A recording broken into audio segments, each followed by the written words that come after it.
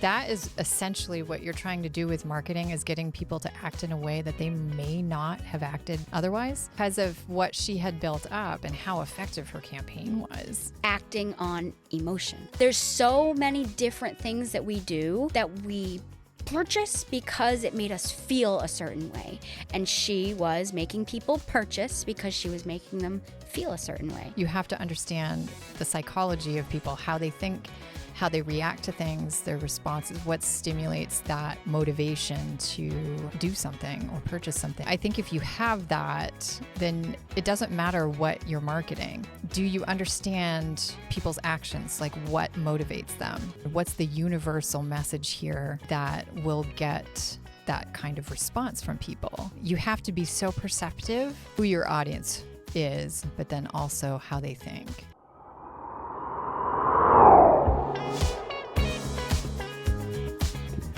Okay. So today we are mob housewives. We're dressing for the part we want. Why is it harder to sit? Wow, yeah, you're having troubles over there. It's a lot happening. You look fabulous. Thank you so much. So do you. Every time I sit in this chair, it feels different. I don't know why. It adjusts to your aura. I'm like, I'll just start getting used to it. No.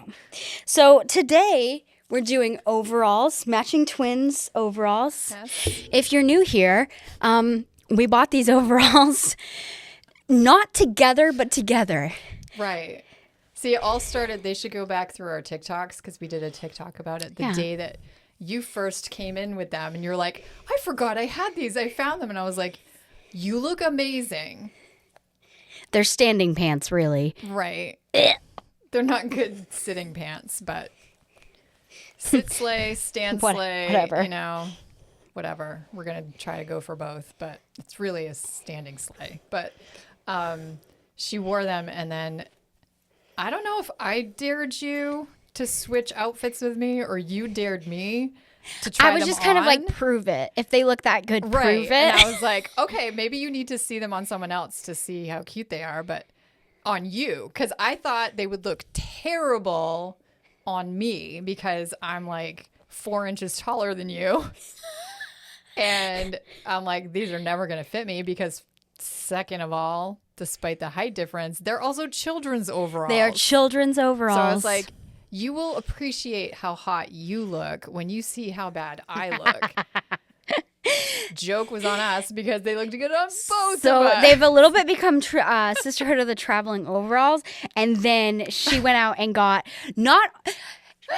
listen, the fact that they're the same, not only exact overall, exact rips in the knees, same size. Yeah. Why? How are we the same size? There's like a 2-foot height difference between us. I am a short, round girl. You are the tall, curvy girl. No, you're not. I am. We're in the total. It truly is traveling sister pants.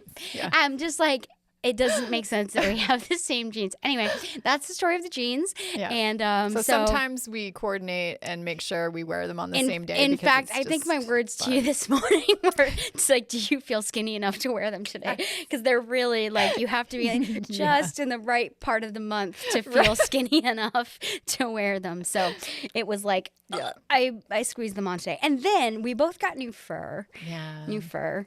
If you're still here listening, not over this conversation right now. Why aren't you watching on YouTube? Why aren't you already? If you're listening at all, you're missing a whole layer.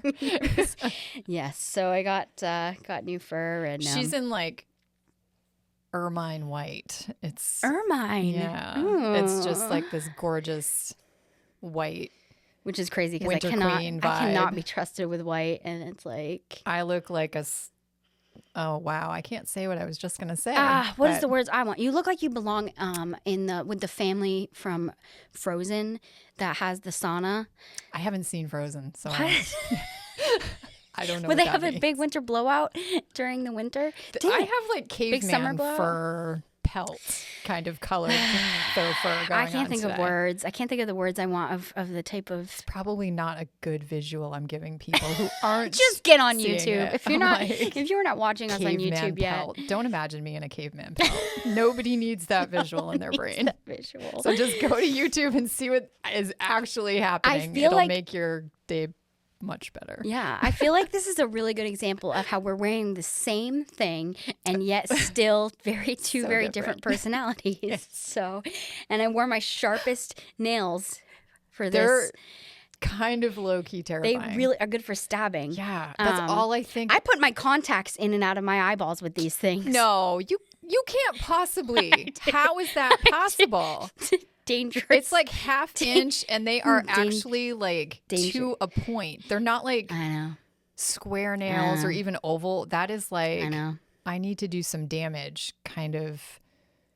I walk home alone at night. Kind of nails. I should have worn them on my trip because I couldn't take my mace with me. But these are real weapons. So How those shouldn't be anywhere near. in fact, your I didn't eyeballs. even file them down. They were so sharp. I was like, oh, I'm not filing these at all.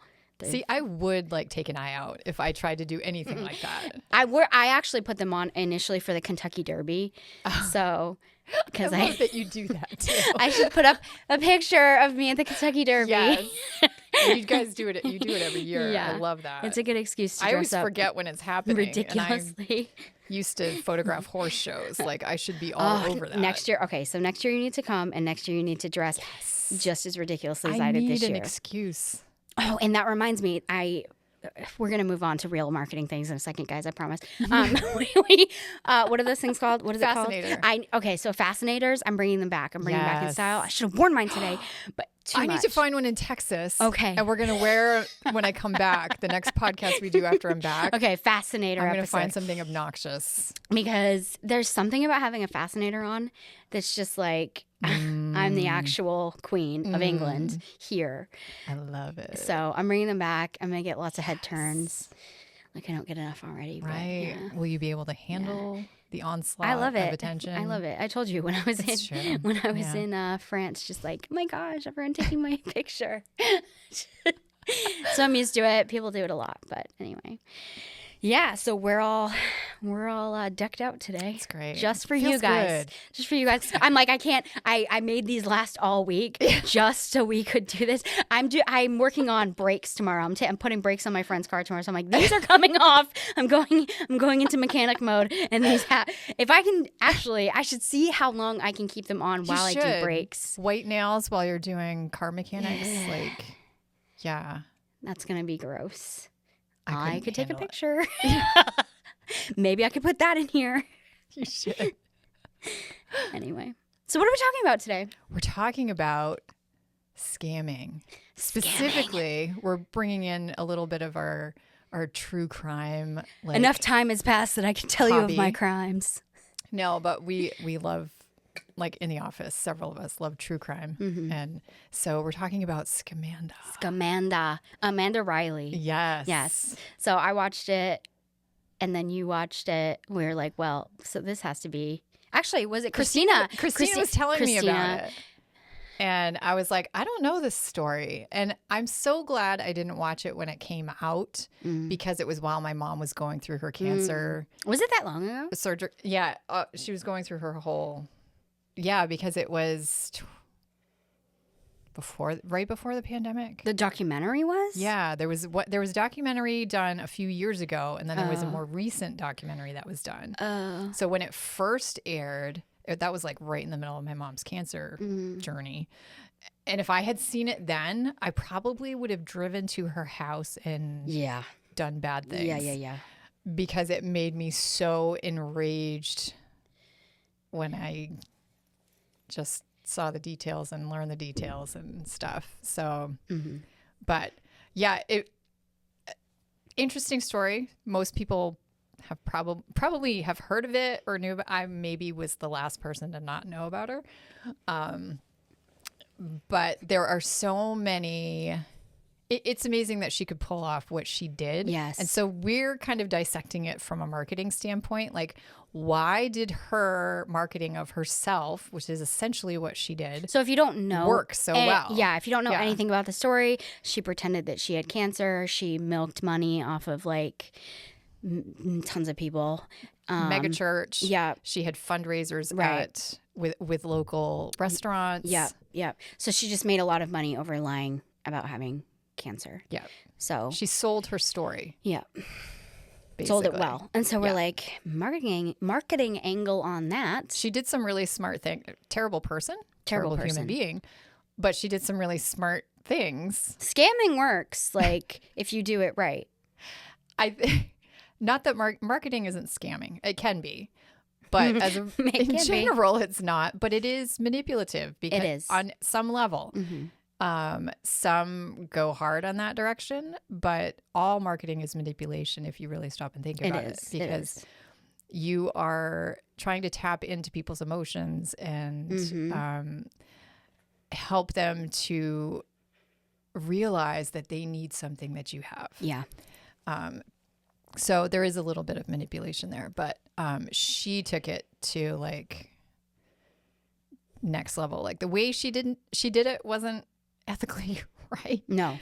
But there were several things that she did that you could glean from it that were like, okay, this is a good concept, but don't do it the way she did it. Right. So starting this all out by being like, we think she sucks and is a bad person. Evil person. But what are the marketing parallels here? Right. Yeah. Right. What were the things that she did right that made this so successful for her? Yeah. Because it was over $100,000 in donations, I think, total.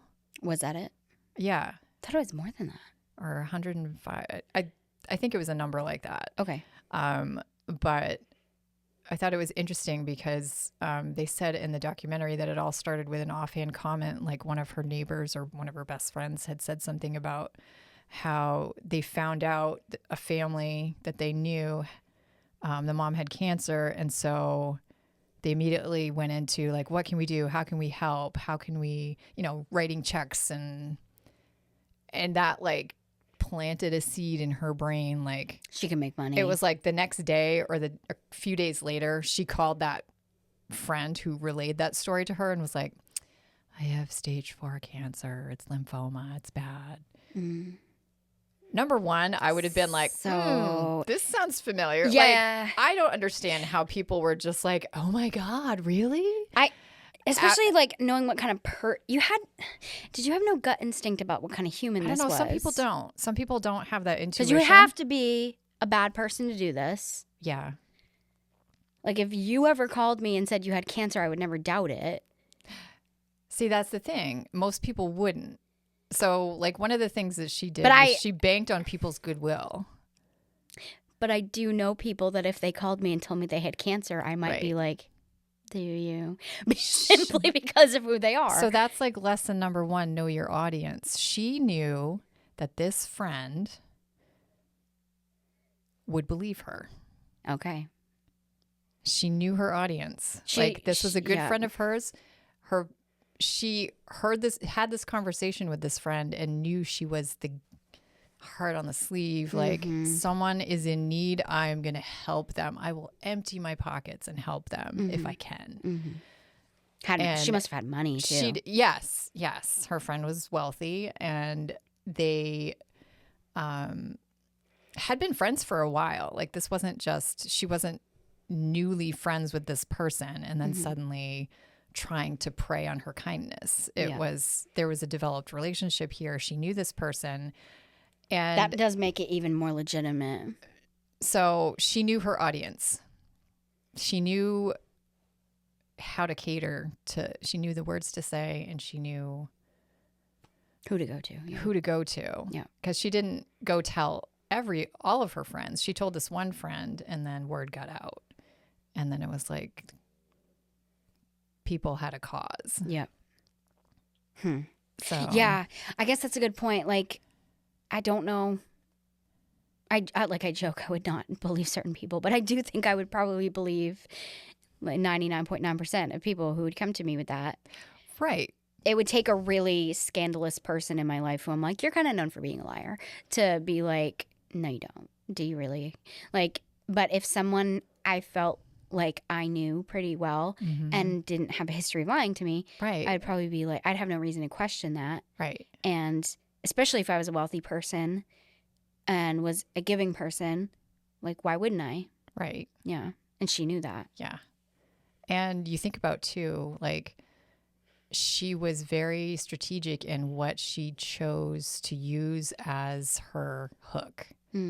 Cancer. Yeah. Who hasn't been affected by that? Right. And when they were interviewing several of the people that were in like her community and in her friend circle, you know, part of her support group, several of them had either had cancer herself. Her stepdaughter Oh, yeah. had cancer. Yeah. Went through a terrible fight with cancer. Yeah. I mean, that's part of the rage-inducing thing for me. Like, so her stepdaughter was like in her corner immediately because like if you've gone through what Something someone yourself. else Yeah. is saying, they're now entering that same journey, you're like, oh, Hyper let me be empathy. your guide. Yeah. Let me help you through this. Yeah. I've been there. I've been in those trenches. Like, I will help you. However I can, I'm here for you. She tapped into that. Like, and I think that was also very smart of her when she figured out what that hook was going to be. Like, what's going to be how am I going to get this off the ground? How am I going to get that money coming in? It's like you use that big emotion.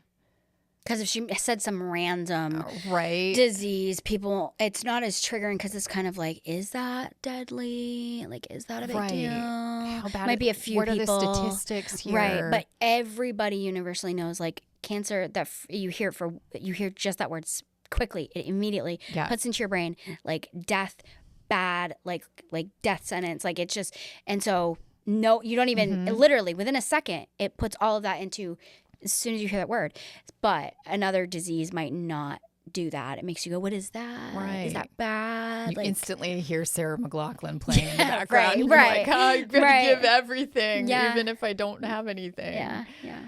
And I think, so that was super effective too. She knew who to talk to and she knew what to make the core of her message was, this is a cancer fight. And she had 2 small kids. Oh, it's so sick. You know, I'm a young mother. The nerve, like, I Stage can't 4. get past the nerve of it. I think there was some like deep narcissism involved, like, because she still was like scamming people in prison. That was the last I heard. Oh, about really? it. Yeah, she was still like asking to be taken to the ER like every other day. Certain kind of because there's I'm just something like, there's something broken in my in life that brain. whenever I've told them like the smallest lie, I'm sick over it for weeks. So I can't imagine telling one that hurtful, that damaging on such a large scale, and being like, and I'd do it again, right? Because and it's just interesting, the steps. Like, it was like there were so many layers to this, and that's what also made it believable too. Like, it was a well orchestrated campaign. Basically, she used so many different channels to get her message out there and to create emotion and to create community. And she really built that up so that it seemed like you couldn't question it. Like, what else could be happening? And in hindsight, that probably could have been a red flag, because I'm like, people who are going through stage 4 cancer, just as a person who has watched someone die of stage 4 cancer, you don't have a lot of energy. No. Certainly not to be campaigning. Campaigning to be alive is all you've got. So the campaign of like all these different platforms where she's just like happily typing away about like her day-to-day life, when you're in stage 4, you don't have that in you. But people, and this is where the marketing tricks, like, it was just enough to get people to take action without really stopping and picking it apart. Yeah. And I think because she did enough of the right things to get people to do what she wanted them to do. So like she told the right people, she had the right core message to get people to act. But then she did all the other things. Like she became part of several community groups, became part of the local megachurch. So she like expanded her audience in simple steps. Like she chose like ways to increase her audience that weren't a lot of effort. Yeah. So, which is also a brilliant marketing strategy. Yeah. You go for what's going to give you the biggest bang for your buck. And that's Correct. basically what she did. Like, how do I increase my audience without much from me? Like, it's not going to take a lot out of me to do that. Right. So she did that. She also started a blog online after telling everybody, and she called it My Journey, my blog, My Journey, or something like that. And so she posted a lot with regular posts. So people came to like, kept coming back. Yeah. They wanted the regularity. to keep up with the story. And there again, you know, another brilliant marketing tactic. You keep up with the information. Yeah. You keep, People it's like wanting added more. value. People You're want like, more. You're giving them more information. And people became drawn into her story. It became part of their daily life to check in every week or every day. I can't remember the frequency that she was posting. And she used a lot of imaging. Yeah. Triggering imaging. Yes. Like her with... And that still blows my mind, like how she did that. I mean, the medical equipment. She was going into hospital environments and doctors' offices. She was like making use of her time, I mean, her studio time there. Seriously, you're stuck waiting for the doctor to come in for how long usually? Bold. You know, when you're on these appointments. So bold. So she's just like going through drawers and like finding things and like taping things to her face to make it look like she's there getting treatment. And I'm just like, it's diabolical. It is. I can't even begin to imagine being like that. But so she was really smart about using imagery to keep that connection. Yeah. And images do a lot. Like, we're such visual people. I mean, why do those Sarah McLachlan puppy commercials work? Exactly. You see these like quivering dogs and you're just like, take my money. Yeah. And it's the same thing. Yep. She's like, look at me, mom of 2 small kids. In my stage 4 cancer journey, we're back for IV in the arm, another round of chemo. And you're just like, oh, this poor woman, she's just going through it. So she used not just writing, but also imaging, you know, visuals to really create that narrative that created an online community. And then having the church community that also supported her, like her network was huge. She ended up building this huge following. You doing just really simple things, but they were effective. Yeah. And that's such a good strategy too. Like it doesn't always have to, I mean, this definitely was a big production, but when you boil it down to what she did, they're simple steps. Right. So, yeah, it's not that complicated when you break it down. No. And so you don't have to have like... She had good execution. Her level. Psycho. But it does show too... Commitment. Right. Commitment. But I think another thing that she did was she built a website on her own too. I forgot about that. Yeah, and opened it up for donations. And so money was like pouring in that way. So website construction, like she's ticking all the boxes with this campaign. Yeah, she's just like doing it all, making sure this website was like, I think they used, they did these promotional videos too that they were putting on the website and online, like on their social platforms of her, like, just footage of her family and her with the kids at the beach to like fight song. Yes. That was like the track over all this video. Yeah. And so it was like her Sarah McLachlan moment. You know, people were just like equating that imagery and that song. Like it became It is motivational to take out your credit card. Yeah. Right. Yeah. Right. They were like, oh, look at this. And so there was all this, promotional stuff that happened. And then they had, because of all that and because of the community created by that and the narrative that she was promoting that they were just eating up and believing, her supporters would then turn around and actively promote her. So she got word of mouth. Yes. Which is like such a huge thing for yes, businesses. It really is. And that is almost, I think, the most brilliant part of her strategy, because that is one of the most, if not the most effective way I really feel like it's a business can grow. I Because do. when you hear it directly from someone who's your friend, someone you respect, someone that, like in her case, people who had cancer yes, were promoting her. right.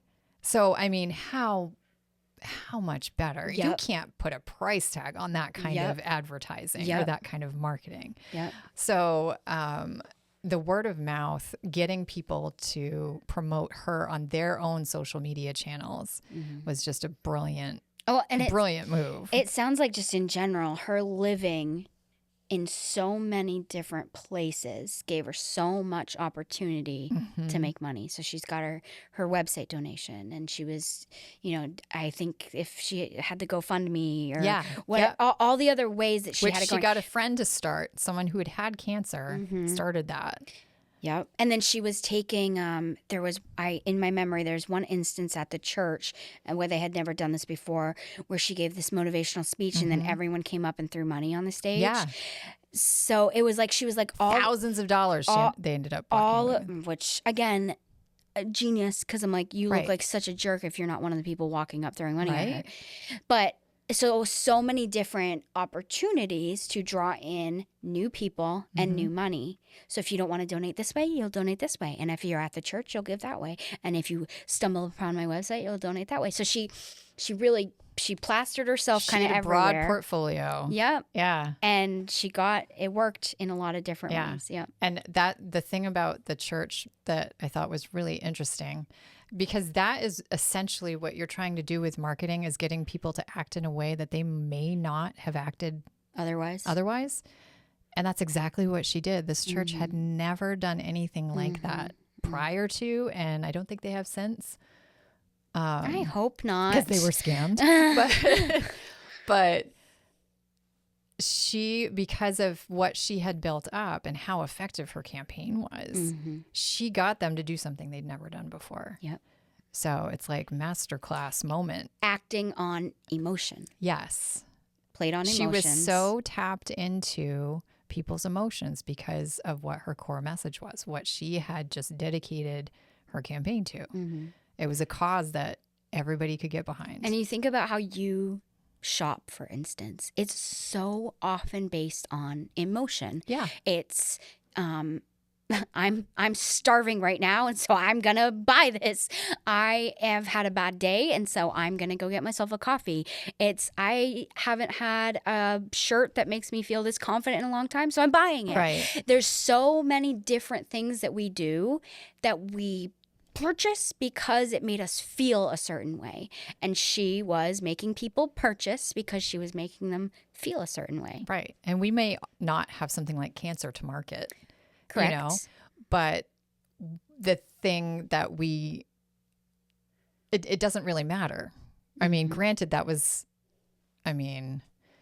top tier thing. Yeah, she to went use. for the top. Right. She went all the way to the sun. So we're not always handed something like that, that's going to just be emotionally effective, but you can still be just as effective because it was the mindset there that you have to understand how the nature of people. You have to understand the psychology of people, how they think, how they react to things, their responses, what stimulates that motivation to do something or purchase something. And so I think if you have that, then it doesn't matter what you're marketing. If it's insurance, if it's something in banking, if it's something in real estate, it doesn't really matter. It's do you understand people's actions, like what motivates them? Yeah. And you have to understand what's the universal message here that will get that kind of response from people. What's the angle that we need to come at this from? Like you can do it with, it doesn't matter what you're working with. But that's just how humans are going to behave. Right. Right. She just happened to tap into a super strong emotion. But you can do that with no matter what your product is. And I think that's the interesting part to me as a marketer. That's the part that I love the most, is sitting with something and you're like, okay, how are we going to move this? Like what is it going to be? What's the magic thing? How is someone going to feel when they read this or see this? Right. Yeah. You have to be so perceptive.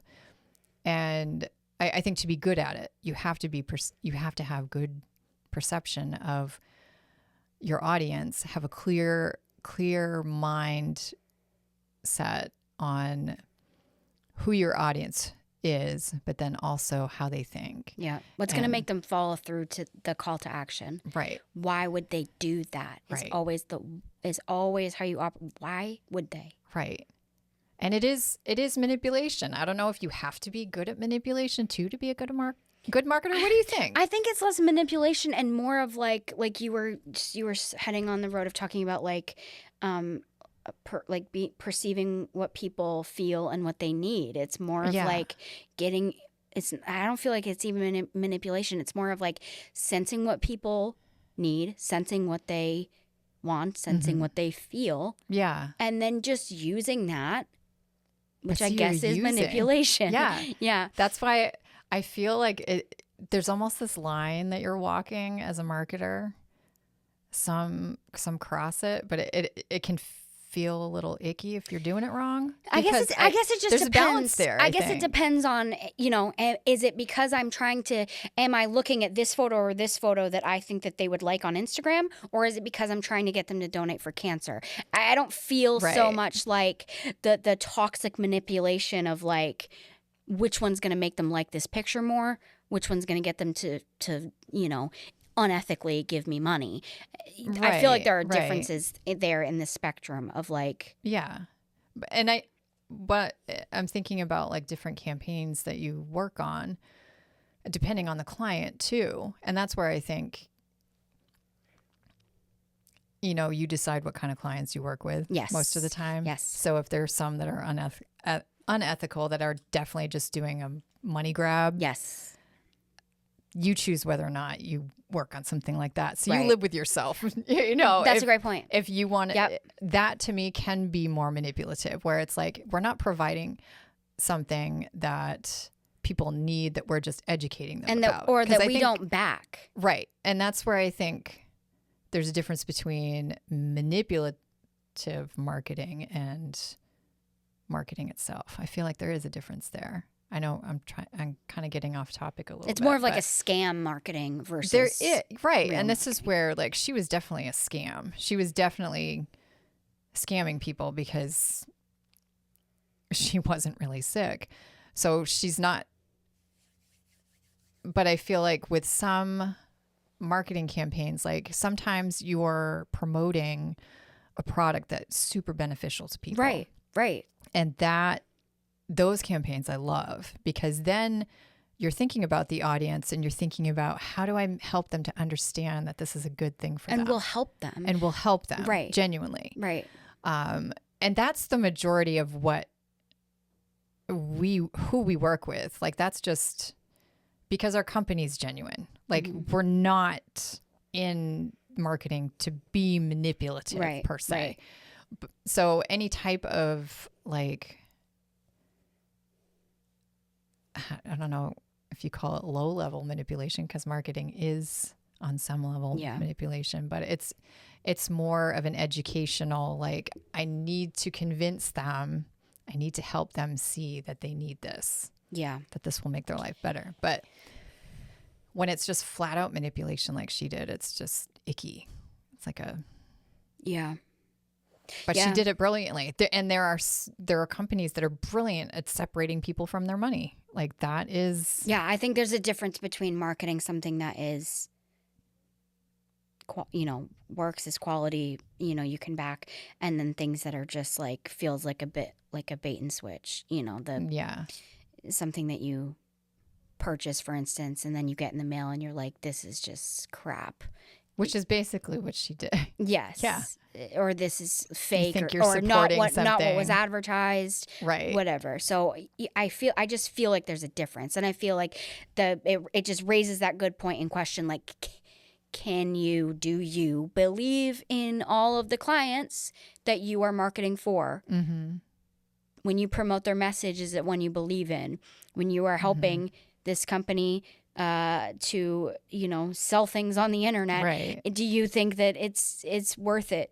The things that, you know what I'm saying? Yeah, like, ethics comes into it. Like, your company's ethics definitely come into it, because that will influence your whole trajectory as an agency. And like, where are you going to go? Where do you draw the line? Yeah. Because she had superpowers when it comes to marketing. Yeah. She knew exactly what to do. She wasn't a marketer. Like, that wasn't even her job. Yeah. But she was so just innately talented when it came to it. Like, a lot of aspects. You can try to teach people. I mean, you can try to go to college and learn it, but she was already like masterclass when it came to what she did. I think because, like you said, I think she probably was narcissistic. And so she was had the number one good trait of being able to read people. Yes. Yeah. And what to get them to do for her. Yeah. You don't have to be a narcissist to be a able marketer. to do that, to be able to read people, but you do have a superpower. Correct.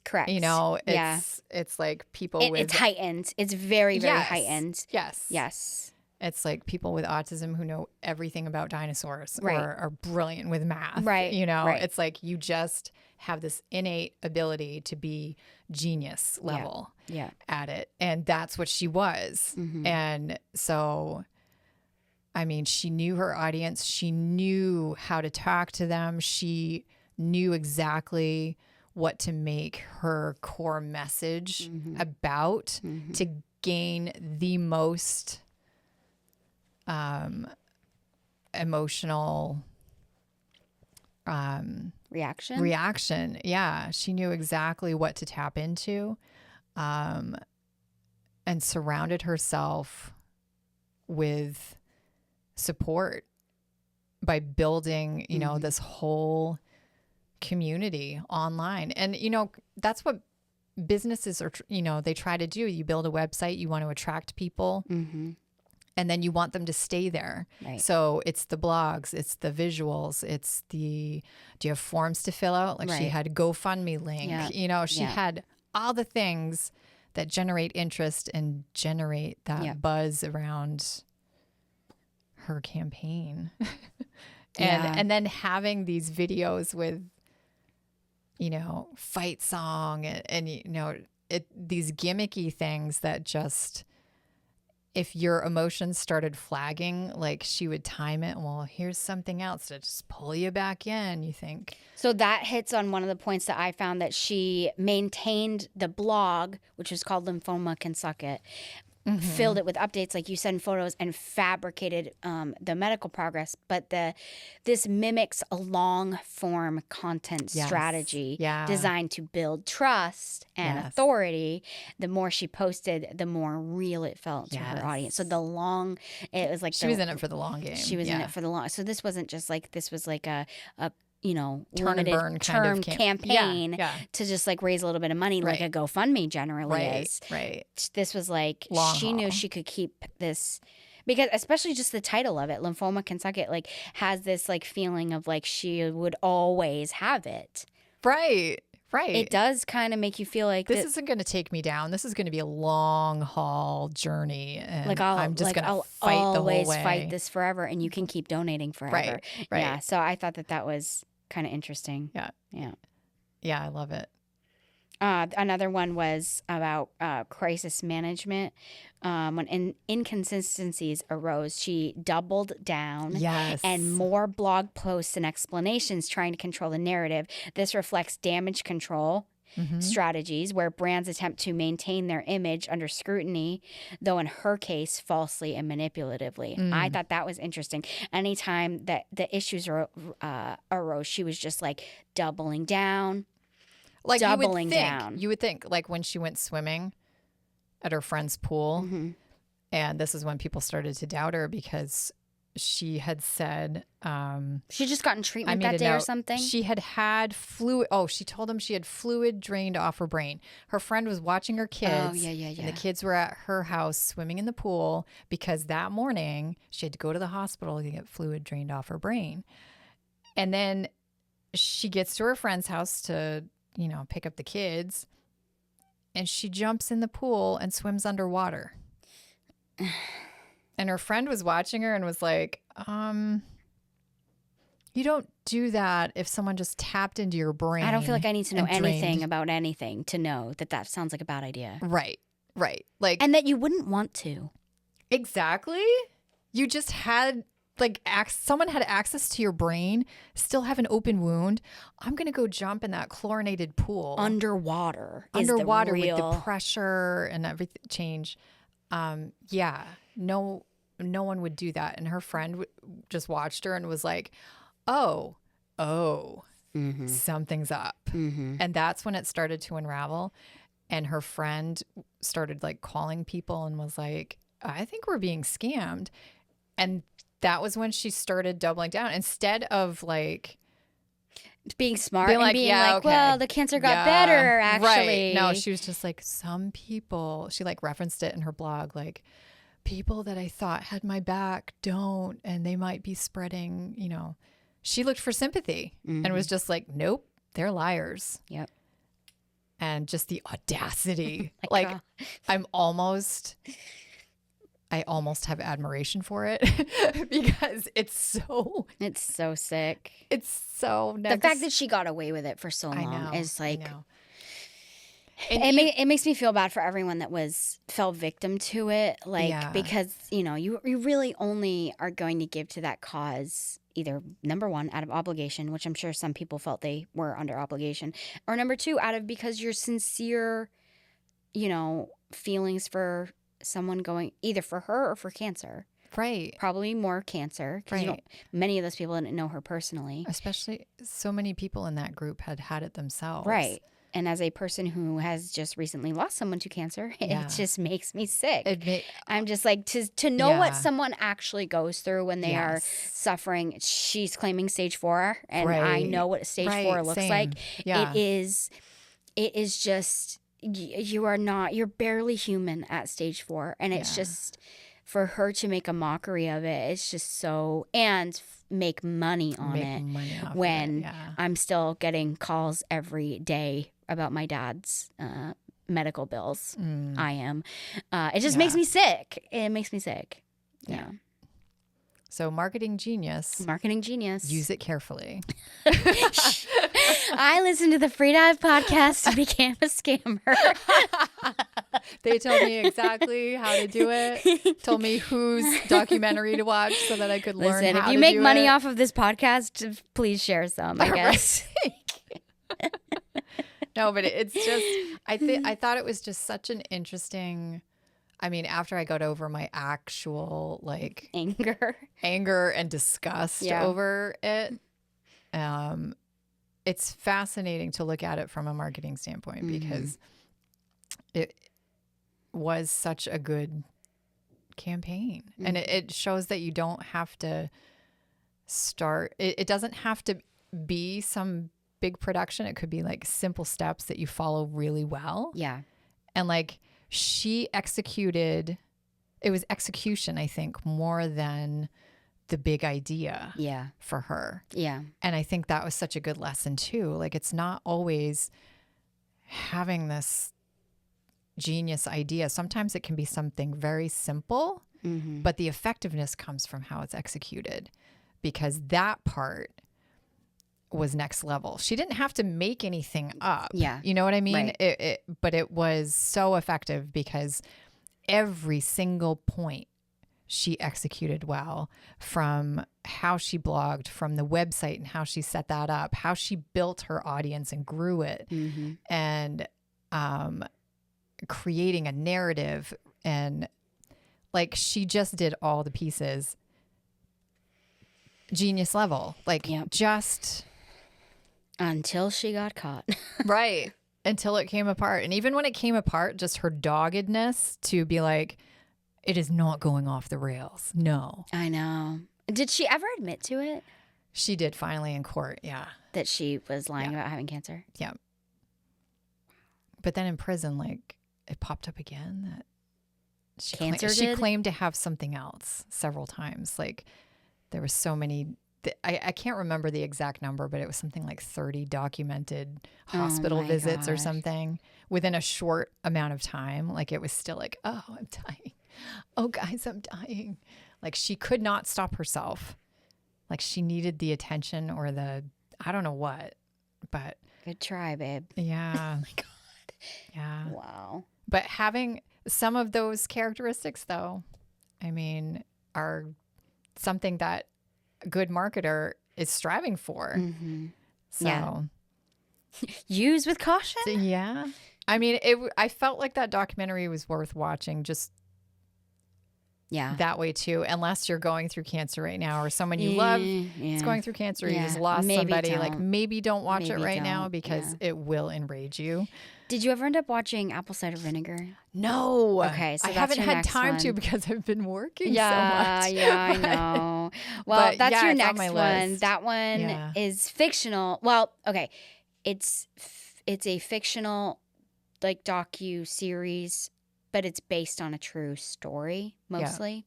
I don't know if I explained that well, but anyway, that story of that girl is also very, very, it's very similar, and it's gotten me interested in the real girl's story because she very similar. She pretended to have a cancer and got a group of, like, she made a ton of money off of it and got a group of, like, real cancer survivors or people together, and how angry they all got. And anyway, I don't know if I'm ready for another one like that. Yeah, I'm kind of glad I've had so much work to do. I haven't been able to watch it. It's entertaining anyway. It makes me now want to look at, I wonder if anyone has watched what other scam documentary, like what other scams have happened that actually have like a touch of brilliance to them that you're I can't. There's some lessons we could learn here. I know. I can't think of any other how to be evil, but scammer documentaries. I know. Now I want to like deep dive that. I have to be careful, like, looking for documentaries, because some of them are just like, "Ooh, I thought this would be okay, and it is not." And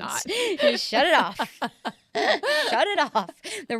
I do not believe in the rating system. I don't think it works. I really don't. I feel like sometimes things are like way like dramatized, and the other things I'm just like, I'll never be old enough for this. Right. I'll never be. So I do try to do my research, but yikes. Yeah. But anyway. Well, this is fun talking about. I don't know how many insights we gave. If you're a marketer, you understand marketing. Or maybe you just like talking about Scamanda. I don't know. Maybe. I don't know. But I just think it's interesting where we can find. We both came away from that and we're like, there's some lessons there. There are some There's some marketing, like unexpected places. Yes. I mean, we could start a whole offshoot of this podcast of unexpected marketing lessons, and just finding them in the most unexpected places. This was one of them. What have you guys got? Leave it in the comments. Or your favorite documentaries. They don't even scam ones, but they don't even have to be scam ones. I want to hear all your favorite. I need a new one. I need a new one. I know. I have no show right now. That's not a lie. I'm watching the Natalia Barnett one again right now. What's that one? The one about the little girl who was adopted and the parents said that she was actually she's actually like an adult. Yes. I don't know too much about that one either. I feel like I'm on the fringes. I used to be like solid. That one is a little triggering too because like child abuse comes into it. Oh, yeah. See, I can't do anything I was watching that right pieces, now. But I'm manic right now. So I'm just like, whatever. Pile it on. Pile it on. Anyway, I Don't recommend that. promised myself I was not going to forget to find out a question to ask you, and then I forgot. Oh no! I was so looking forward to that. Well, Christina's on vacation, and the last few episodes we haven't done it, but I promised the like guessing the. Can you think of one off the top of your head? I was like, oh, maybe I can think of one about myself. Like, what do I know about everybody in the I know office? everything that about you, don't know? Christy. I kind of do know everything about everyone, but I can't. I'm just It's like, it's okay. not. It is. Fine. We're recording this on a Friday, like. I know this which is is an off weird day for us. Like we're just there's like no one in the whole building. It's weird. So we're just like we're tired and getting this together. But yeah, anyway. Okay, when I come back from Texas the next time that we podcast, Is Christina back have a good question for me. next week?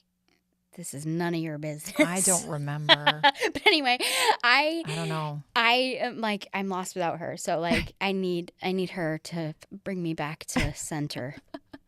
Things will start getting better. Okay. I will bring you all back more Guess the Team Member questions next podcast. Yes. I promise. Okay. So Okay. anyway, I'm gonna hold you to that. yeah. And you come back and record with me next time too. Yes, hopefully with an obnoxious Texan Okay. fascinator. Okay. We're promising. That's my goal. Okay. I don't know how much. I mean, this is like a very there and back kind of trip situation. We're not. Otherwise, you're there. Amazoning. Amazoning. Ambiguity. Ambiguity. Amazon's going to be the new one. Great. We're expanding that. We will be here with Fascinators. Fascinating with Fascinators. New podcast name. Poor language skills still, Yeah. but fascinators. Yeah. Sounds good. Okay. We will see you all next time. Bye.